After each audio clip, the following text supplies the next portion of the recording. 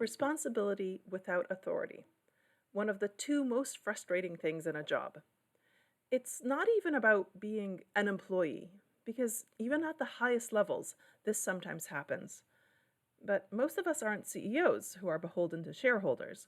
Most of us are employees, sandwiched somewhere in the layers of a company. And what responsibility without authority is just as it sounds. You have the responsibility to see something through, but you don't necessarily have the authority to secure the resources that are needed to see it done. Now, most of us have been in a situation like this, sometimes in smaller, sometimes in larger stakes. And as we progress in our careers and possibly have greater managerial responsibilities, we may try to promise ourselves that we will never put one of our employees in such a situation. But sometimes it is absolutely inevitable. So, what can we do, both as the worker tasked with a responsibility without authority situation, and as the manager of such an employee?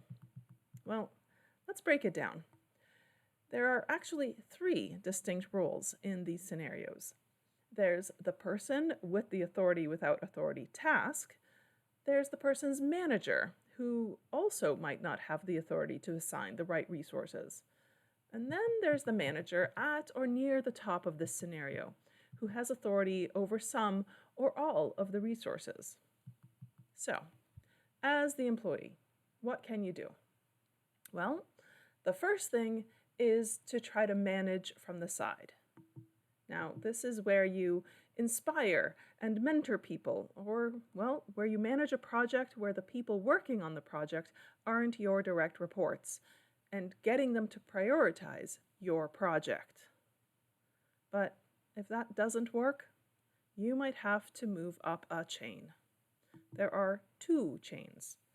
One is the chain of command that has authority over the resources that you need. You might need to go up that chain to help get the resources that you need prioritized to your task, whether those resources are people or equipment, space, money, or any combination of the above. Now, the other chain is the one that holds, or at least keeps track of, the timelines. If you can't shepherd the resources, then timelines are likely to slip, and the keepers of those timelines need to be made aware as early as possible. Sometimes these two chains are the same, and sometimes they are not, especially in larger companies. It can be super uncomfortable going up these chains to help you get the resources you need, or to discuss timeline risks, or likely both. Many of us will feel like we're admitting failure. But managing from the side doesn't always work. The resources that you're trying to shepherd might be working under different priorities.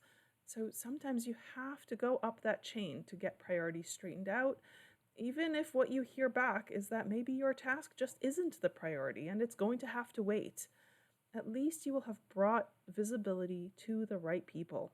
And pointing out the timeline risk to the people who hold the timelines before the timeline slips is not the failure it might feel like it is.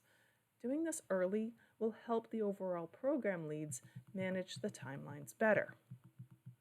Now, if you're the manager of someone who is tasked with responsibility without authority, well, first of all, make darn sure that the situation absolutely cannot be avoided. And as always, make sure that your employees know that they are appreciated, that their efforts, put forth in good faith and to the best of their abilities, are what are needed to do the job that you need them to do. And as their manager, so long as they are doing that you have their backs. In these cases, you might need to go to bat for them. Help them climb those chains, or champion it for them to try to corral the right resources to help manage expectations or timelines. Now, finally, if you're the manager at the top of this scenario, the person who has authority over the resources, or some of the resources, well, first of all, are you sure you needed to delegate the responsibility? Yeah, sometimes it can't be helped. Sometimes, as I mentioned, you only have some of the resources, as the project may be cross-departmental. So, what can you do?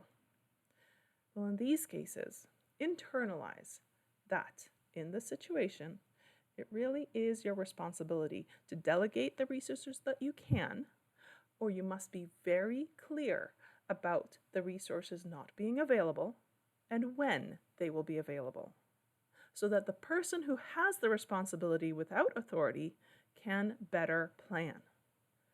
And at the end of the day, although these situations cannot always be avoided, it's best to try to avoid them as much as possible, so that when they do come up, and when they do come up, open and honest communication across departments and up and down the chains is crucial. And again, open and honest communication is always a good idea.